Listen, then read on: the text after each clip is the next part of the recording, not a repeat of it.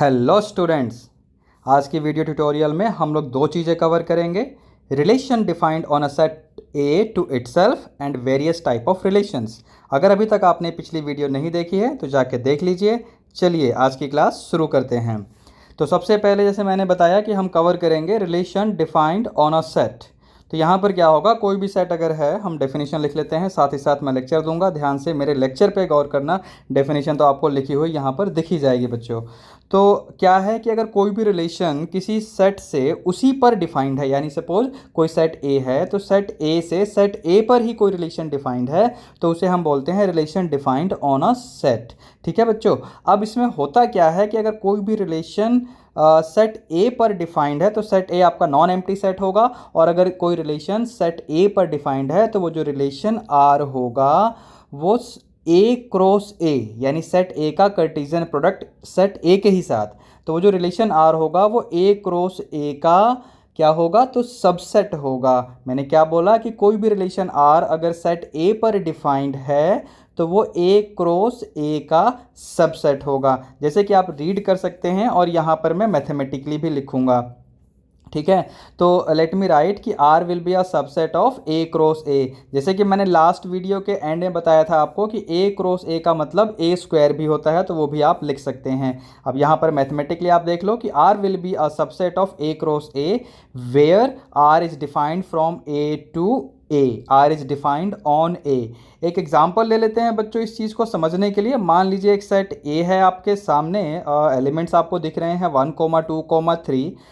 अच्छा, अब यहाँ पर मैं कुछ रिलेशन लिख लेता हूँ। सपोज़ मैं आपके लिए कर लूँ, एलिमेंट्स ले लेता हूँ 1, 2, 3, 2 एंड 2, 1। ये मैंने पेयर्स बना लिए, ऑर्डर्ड पेयर्स। ठीक है, अब आप ध्यान से देखिए कि रिलेशन आर के जो भी ऑर्डर्ड पेयर्स हैं ये सभी पेयर्स ए क्रॉस ए में से हैं। मैंने क्या बोला, रिलेशन आर के जितने भी आप देख रहे हैं एलिमेंट्स हैं तो ये basically R A cross A का सबसेट है।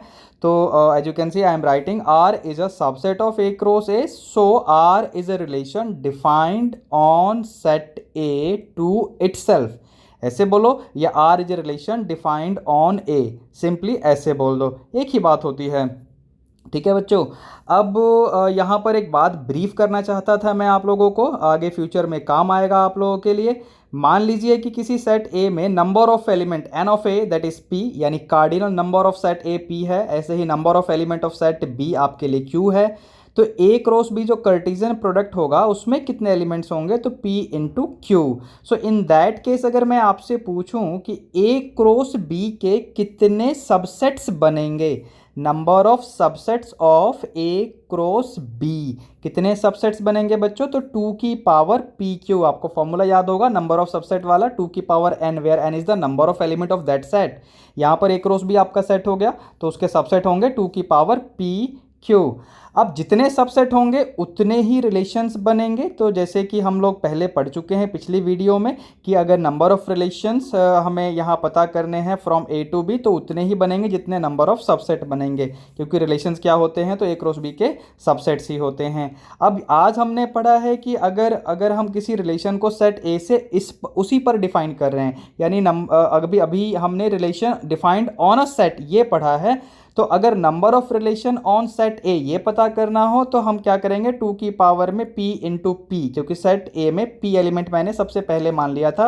आप इनिशियली देख लो, let n of A equal to p मैंने लिखा है। तो number of relation on A क्या हो जाएगा, 2 की पावर p स्क्वायर। ठीक है बच्चों, अब आगे हम लोग चलते हैं अपने इस डिस्कशन को बढ़ाते हुए।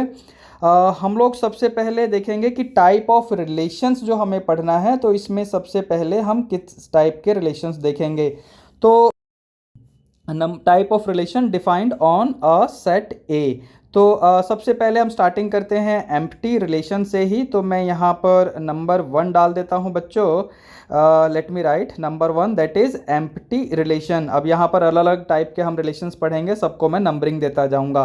तो एम्प्टी रिलेशन यानी वॉइड रिलेशन का जैसे कि मतलब हमने पिछले वीडियो लेक्चर में सुना था वैसा ही होगा। क्या होगा कि इस रिलेशन में एक भी एलिमेंट नहीं होगा, इसलिए इसको हम R is equal to simply empty bracket लिखते हैं या फाई के इक्वल लिख देते हैं।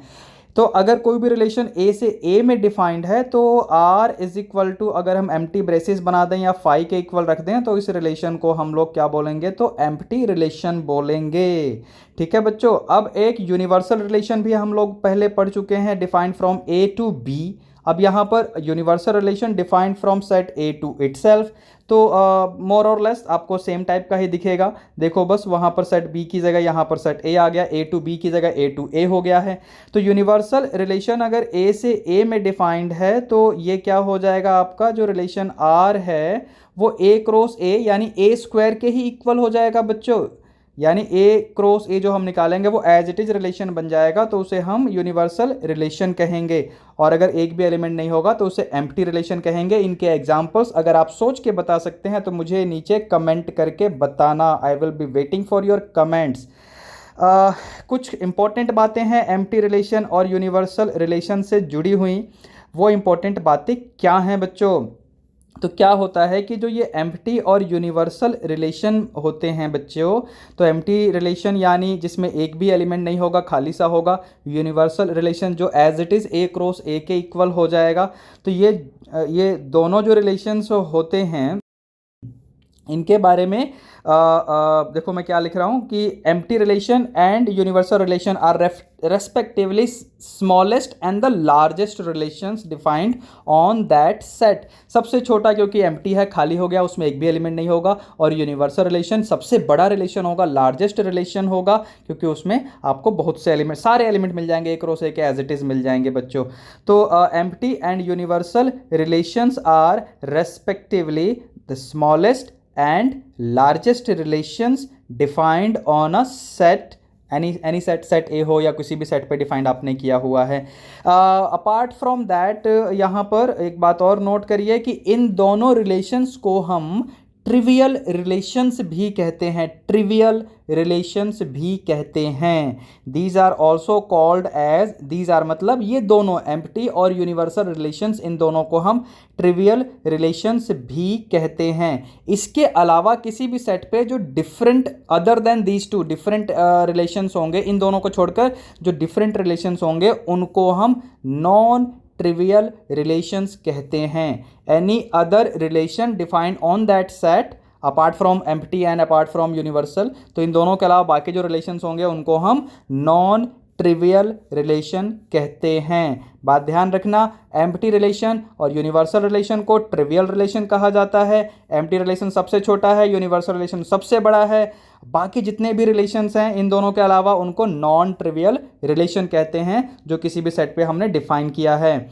अच्छा, एक और मजे की बात क्या है कि R इक्वल टू फाई यानी empty relation and R is equal to A square यानी ए क्रॉस ए को हम ऐसे भी कह सकते हैं कि दीज आर टू एक्सट्रीमी रिलेशंस, यानी सबसे कम एलिमेंट्स हैं यानी 0 नंबर ऑफ एलिमेंट, और सबसे ज़्यादा एलिमेंट्स हैं यानी लार्जेस्ट रिलेशन है। तो इनको हम टू एक्सट्रीमी रिलेशंस भी कहते हैं, which can be defined on any set A और any other set B, so whatever, मतलब एक सेट से उसी पर डिफाइंड होना चाहिए। बात समझ आ रही है। ये दो तीन बातें यहाँ मैंने बताई, ट्रिवियल, नॉन ट्रिवियल, स्मॉलेस्ट या लार्जेस्ट रिलेशन या एक्सट्रीमी रिलेशन। ध्यान रखना, छोटी सी बात है, इंफॉर्मेशन आपके माइंड में रहनी चाहिए। आगे बढ़ते हैं, थर्ड नंबर के रिलेशन की तरफ चलते हैं बच्चों, आइडेंटिटी रिलेशन। आइडेंटिटी रिलेशन में क्या होता है, लेक्चर पे गौर करना। डेफिनेशन तो यहाँ स्क्रीन पे आपके सामने 1 बाय 1 आ ही रही है। क्या होता है बच्चों आइडेंटिटी रिलेशन में, अगर हम आइडेंटिटी रिलेशन किसी सेट ए पे सपोज हमने डिफाइन करना है तो क्या कंडीशन फॉलो करेगा ये आइडेंटिटी रिलेशन। तो आइडेंटिटी रिलेशन का रिक्वायरमेंट होता है कि आप उसके अंदर जो भी ऑर्डर्ड पेयर लिख रहे हैं, सपोज एक्स कोमा वाई आपने ऑर्डर्ड पेयर लिखा किसी भी रिलेशन के अंदर और वो आइडेंटिटी रिलेशन है, तो x कोमा वाई अगर एक ऑर्डर्ड पेयर है किसी रिलेशन R के अंदर, तो x और y हमेशा इक्वल ही होंगे, हमेशा इक्वल ही होंगे। ध्यान से कि अगर x कोमा वाई एक ऑर्डर्ड पेयर है किसी रिलेशन R के अंदर, तो x और y हमेशा इक्वल होंगे, तभी उस रिलेशन को हम आइडेंटिटी रिलेशन कहेंगे, defined on set A where x and y are elements of set A। बात समझ आ रही है आपको। तो as you can see on the screen I am writing a relation R on a set A, it's said to be identity relation on A if R is equal to x comma y such that x and y both are belonging to set A and x is equal to y. जैसे मैंने बोला कि x and y हमेशा equal होंगे, first and second component हमेशा equal ही होंगे। मैं बार बार इस बात पे फोकस कर रहा हूँ ध्यान से, क्योंकि जब अगला रिलेशन पढ़ेंगे तो उसमें इस बात को हम याद करेंगे और ज़रूरत भी पड़ेगी हमें। अब यहाँ पर एक आपको मैं स्पेशल रिप्रेजेंटेशन बता रहा हूँ। आइडेंटिटी रिलेशन अगर किसी सेट ए पे डिफाइंड है तो उसको हम ऐसे भी रिप्रेजेंट कर सकते हैं कि आई लिखा कैपिटल आई और फिर लोअर हम सबस्क्रिप्ट लगा देते हैं, आई ऑफ ए लिख देते हैं, मतलब नीचे की तरफ ए लिख देते हैं। सेट बी पे डिफाइंड होगा तो आई बी लिख देना भाई, ए की जगह बी कर देना यहाँ पर, अगर सेट बी पे कोई रिलेशन डिफाइंड है और वो रिलेशन आइडेंटिटी है तो एक स्पेशल सिंबल हो गया। अब एक एग्जांपल ले लेते हैं बच्चों। मान लो एक सेट मैंने लिया 1, 2, 3, 4, मैंने सेट ए ले लिया और एक रिलेशन मैं यहाँ पर लिख लेता हूँ आप लोगों के लिए। कुछ रिलेशंस मैं लिख लेता हूँ। सपोज मैंने लिखा R is equal to, elements हम डाल देते हैं 1, 1, ऐसे ही 2, 2, फिर और भी एलिमेंट्स आपके सामने स्क्रीन पे आ ही रहे हैं, आप देखते रहिए। ठीक है बच्चों, ये 4, 4। अब एक और रिलेशन मैं लिख लेता हूँ, सपोज ये आर डैश मैं लिख लेता हूँ इसको जल्दी से फटाफट। ओके, अब आप लोग ध्यान से देखिए कि रिलेशन आर के अंदर जितने भी आपको पेयर्स दिख रहे हैं उनके फर्स्ट एंड सेकंड कंपोनेंट बिल्कुल एक दूसरे के इक्वल है, आइडेंटिकल है। वही तो कंडीशन है आइडेंटिटी रिलेशन की। लेकिन अगर आर डैश में अगर आप लोग फोकस करें ध्यान से तो यहाँ पर 3, 2 पे फोकस कर लो जरा। 3, 2 में जो आपका ऑर्डर्ड पेयर है आर डैश के अंदर, तो क्या 3 और 2 first and second component same है? तो बिल्कुल सेम नहीं है। इसलिए अब यहाँ जो स्क्रीन पर लिख रहा हूँ ध्यान से देखते रहिए कि R is identity relation but R dash is not identity relation. क्यों नहीं है? क्योंकि 3, 2 तो आर डैश के अंदर बिलोंग कर रहा है। 3, 2 एक ऑर्डर्ड पेयर है जो कि आर डैश रिलेशन से बिलोंग कर रहा है, but 3 is not equal to 2 which is the necessary condition for a relation to be an identity relation, कि उसका फर्स्ट एंड सेकंड कंपोनेंट है वो हमेशा सेम ही होना चाहिए। फर्स्ट एंड सेकंड कंपोनेंट हमेशा सेम होना चाहिए हर ऑर्डर्ड पेयर में। तो यहाँ पर ये जो रिलेशन आपका आर डैश है वो आइडेंटिटी नहीं होगा। As you can see I have given the reason here कि as 3 is related to 2 but 3 is not equal to 2, तो यानी 3, 2 रिलेशन आर डैश में है, इसलिए वो आइडेंटिटी नहीं होगा। अब यहाँ पर एक बात आप नोट करिए, इसी नोट के ऊपर एक क्वेश्चन बना हुआ था जिसमें कुछ बच्चे कंफ्यूज हो गए। 2020 के एग्जाम में 1 marker fill in the blank का एक क्वेश्चन था, दिल्ली रीजन में आया था, देहरादून रीजन में आया था। ठीक है, सेम पेपर था HMJ/5 सीरीज का। क्या लिख रहा हूं मैं? In an identity relation on A each and every element of set A must be related to itself only. हर एलिमेंट को अपने आप से ही रिलेट होना पड़ेगा। तभी तो बोला कि x इक्वल टू वाई वाली कंडीशन के first component and second component हमेशा सेम होने चाहिए। x इक्वल टू वाई यानी अगर x comma y belongs to R then x and y both must be same where x and y are elements of set A. एक ही बात को कई बार रिपीट किया है, ध्यान से इस बात पे फोकस करना। मैं कुछ चीज़ों पे अंडरलाइन कर दिया मैंने, देखो इटसेल्फ ओनली यही मेन वर्ड है कि कोई भी रिलेशन अगर सेट ए पे डिफाइंड है तो वो उसमें जो भी एलिमेंट होगा वो अपने आप से ही रिलेट होगा अगर वो आइडेंटिटी रिलेशन होगा तो। अब आगे बढ़ते हैं बच्चों, अगले नंबर पे चलते हैं आपका रिफ्लेक्सिव रिलेशन। तो रिफ्लेक्सिव रिलेशन थोड़ा सा कंफ्यूज कर सकता है आपको आइडेंटिटी रिलेशन के साथ, तो ध्यान से आप लोग एक बार देखना मैं क्या आप लोगों को बताऊंगा दोनों में डिफरेंस जब हम एग्जांपल लेंगे। तो यहाँ डेफिनेशन ध्यान से देखना कि कोई भी रिलेशन आर अगर उसको हम रिफ्लेक्सिव रिलेशन बोल रहे हैं तो वो रिफ्लेक्सिव रिलेशन कब होगा? तो there is a relation R which is defined on set A and if it is reflexive, तो अगर हम इसमें बोलते हैं तो क्या बोलते हैं कि x comma x must belongs to r for all x belonging to set A. आप देखिए यहाँ पर मैंने क्या डेफिनेशन लिखा, a relation on set A is reflexive if r is equal to x comma x such that x belongs to set A. That further means, जैसे कि मैंने अभी बोला था कि x comma x belongs to r for all x belonging to set ए, वो भी मैं लिख देता हूँ आपके लिए। यहाँ पर थोड़ा सिंपल रहेगा, आपको याद करने में ईजी रहेगा कि x comma x belonging to r for all x belonging to set A. ठीक है बच्चों? अच्छा, तो रिफ्लेक्सिव रिलेशन में और आइडेंटिटी रिलेशन में डिफरेंस मैं कह रहा था, क्या डिफरेंस है, यही कन्फ्यूजन का पॉइंट बनता है ज़्यादातर बच्चों में। तो एग्जांपल मैं लिख रहा हूँ यहाँ पर, आप लोग ध्यान से देखते रहना और मैं डिस्कशन जो करूँगा उस लेक्चर पे गौर करना बच्चों। तो एक सेट ए ले लिया मैंने, अब यहाँ पर हम कुछ रिलेशंस लिख रहे हैं। R1 आपको दिख रहा है, R2 दिख रहा है और R3 दिख रहा है। अब देखो R1 में क्या है कि 1, 1, 2,2 फिर 3,3, ये तो आपके जो भी ऑर्डर्ड पेयर्स आपको दिख रहे हैं। अच्छा R2 में भी आप देखिए 1,1 भी है, 2,2 भी है, 3,3 भी है, लेकिन एक एडिशनल आ गया 1,2। ठीक है बच्चों, तो अब इस एक्चुअली सेट ए में 1,2,3 ये 3 एलिमेंट्स थे, तो ये तीनों एलिमेंट एक दूसरे के साथ एसोसिएट होने चाहिए। 1,1 ऐसे 2,2 अपने आप के साथ ऐसे एसोसिएट होना चाहिए। तो ये रिफ्लेक्सिव तो दोनों ही बनेंगे, R1 और R2 भी रिफ्लेक्सिव, दोनों ही रिफ्लेक्सिव रिलेशन बनेंगे। लेकिन अगर मैं R3 को देखूं तो R3 में बच्चों 3,3 प्रेजेंट नहीं है, जबकि एलिमेंट 3 सेट ए में है। तो इसमें 1,1 तो है, 2,2 है, लेकिन 3,3 नहीं है। तो हम इसे बोलेंगे non reflexive as 3,3 does not belong to the relation R3, जबकि आपका जो एलिमेंट 3 है वो सेट ए से बिलोंग करता है। तो R3 सेट ए पे रिफ्लेक्सिव नहीं होगा। अब बात आती है मुद्दे की कि आइडेंटिटी रिलेशन और रिफ्लेक्सिव रिलेशन में हम डिफरेंस कैसे करेंगे। R1 को देखिए, R1 में जितने भी ऑर्डर्ड पेयर हैं उनके फर्स्ट और सेकंड कंपोनेंट एक दूसरे के इक्वल हैं। 1,1 देखो, 2,2 देखो, 3,3 देखो।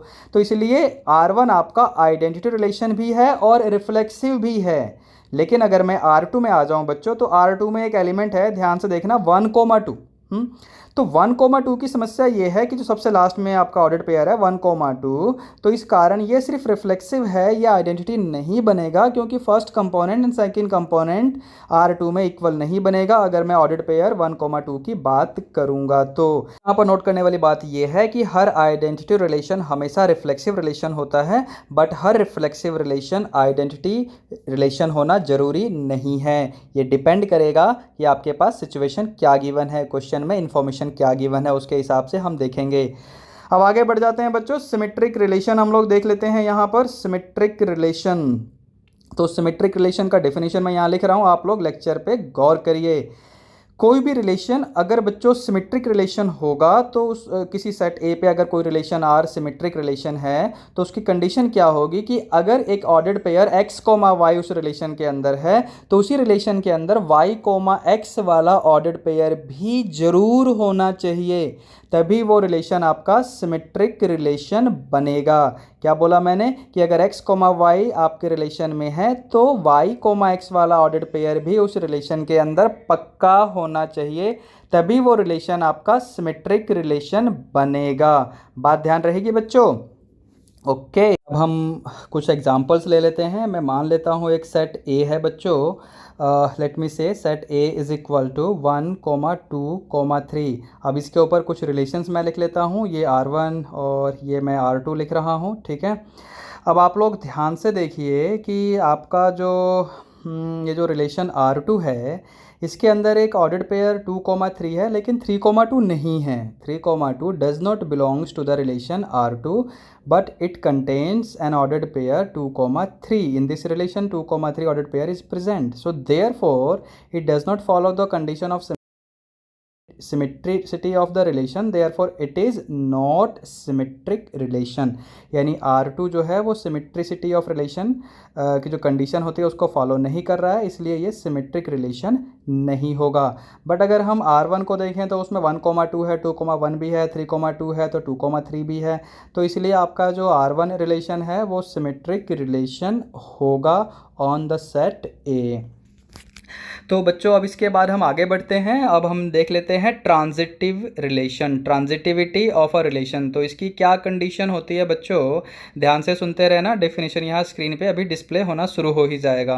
क्या होता है कि अगर कोई भी रिलेशन R है जो कि सेट ए पर डिफाइंड है, तो उस रिलेशन R के अंदर अगर एक ऑर्डर्ड पेयर है x, y एंड, ध्यान से, एक ऑर्डर्ड पेयर है x, y एंड दूसरा ऑर्डर्ड पेयर है y, z। क्या बोला मैंने, x, y है एंड y, z है, तो उसी रिलेशन के अंदर x, z भी होगा, तब उस रिलेशन को हम ट्रांजिटिव रिलेशन कहेंगे। I repeat, if a relation contains x, y and y, z, then it must contain the ordered pair x, z for all x, y, z belonging to the set A. Only in that case the relation R will be a transitive relation. ठीक है बच्चों, आगे move on करते हैं, कुछ example देखते हैं इसके ऊपर। मान लीजिए आपका एक सेट ए मैं लिख लेता हूँ, ये मैंने एलिमेंट्स ले लिए सेट ए के, और ये मैं यहाँ पर आपके लिए दो रिलेशन ले आया। ठीक है, अब R1 एंड R2 आप लोग ध्यान से देखिए कि जो आपका R1 रिलेशन है इसमें 1,2 2,3 है, तो फिर 1,3 भी है।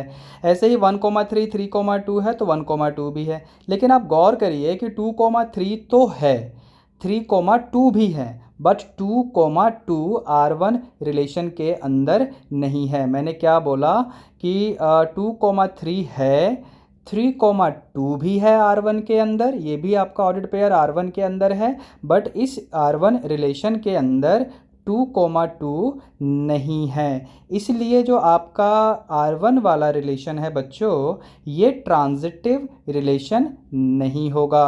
सो I am writing R1 is not a transitive relation. लेकिन अगर आप R2 को देखें बच्चों ध्यान से, तो R2 में आपका 1,3 है, 3,2 है, तो 1,2 भी है, तो ये आपका ट्रांजिटिव रिलेशन हो जाएगा, बिकॉज ये कंडीशन को फॉलो कर रहा है। तो बच्चों अब आगे बढ़ते हैं हम लोग 7th नंबर पे, वेरी इंपॉर्टेंट इक्विवेलेंस रिलेशन। तो इक्विवेलेंस रिलेशन में क्या होता है बच्चों, मेन कंडीशन ध्यान से सुनना।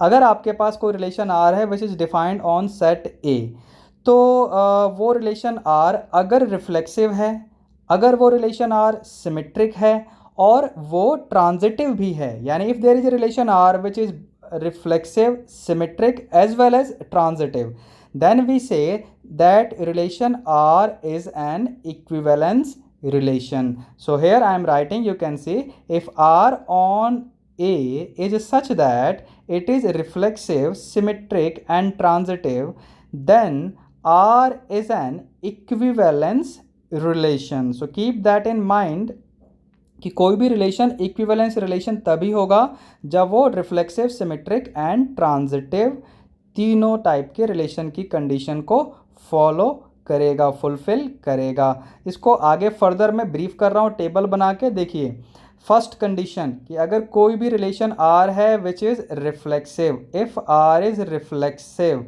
तो अगर R रिफ्लेक्सिव है तो क्या होगा, दैट मीन्स कि इसके अंदर x, x होना चाहिए रिलेशन R के अंदर, ये ऑर्डर्ड पेयर होना चाहिए for all x belonging to set A।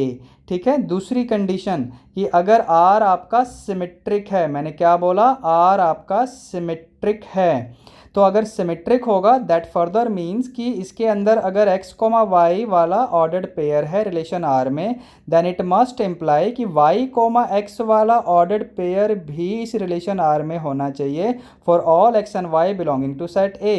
Now the third and the last condition कि अगर R आपका ट्रांजिटिव है, विच मीन्स कि x, y ordered pair relation R के अंदर है, x, y belongs to R, and y, z belongs to R also, y, z belongs to R, ये ordered pair भी होना चाहिए। then we must have x, z belonging to the same relation for all x, y, z belonging to set A। तो ये तीनों condition अगर fulfil हो जाएंगी, then we say the R is an equivalence relation on set A. Now let me take an example. Suppose I have set A that is 1, 2, 3, और मैं एक relation यहाँ पर ले लेता हूँ आपके लिए, आप देख सकते हैं। तो ये जो रिलेशन है आप इसमें देखिए कि 1, 1 भी है, 2, 2 भी है और 3, 3 भी है, तो ये रिफ्लेक्सिव की कंडीशन फॉलो कर रहा है। फिर आपके पास 1, 2 है तो 2, 1 भी है, तो सिमेट्रिक की कंडीशन भी फॉलो कर रहा है, और इस तरीके से ये ट्रांजिटिविटी की कंडीशन को भी फुलफिल करेगा। आप देख सकते हैं यहाँ पर बड़े ध्यान से हर एलिमेंट को गौर करते हुए देखिए, हर ऑर्डर्ड पेयर को। तो हम कह सकते हैं कि रिफ्लेक्सिव, सिमेट्रिक एंड ट्रांजिटिव है ये रिलेशन R, तो ये रिलेशन R इक्विवेलेंस रिलेशन भी होगा ऑन दिस सेट A। तो बच्चों अब अगले लेक्चर में जो अगला वीडियो ट्यूटोरियल आएगा उसमें हम अब इन सभी चीज़ों के ऊपर प्रॉब्लम्स लेंगे, न्यूमेरिकल्स लेंगे, और एक बहुत ही इंपॉर्टेंट एस्पेक्ट है equivalence classes which corresponds to each and every equivalence relation. तो इसके बारे में भी हम डिस्कस करेंगे और कुछ न्यूमेरिकल्स लेंगे। Hey there, if you enjoyed this video and want to hear from me again, be sure to hit that subscribe button before you go. Meet you in the next video. Till then, be good.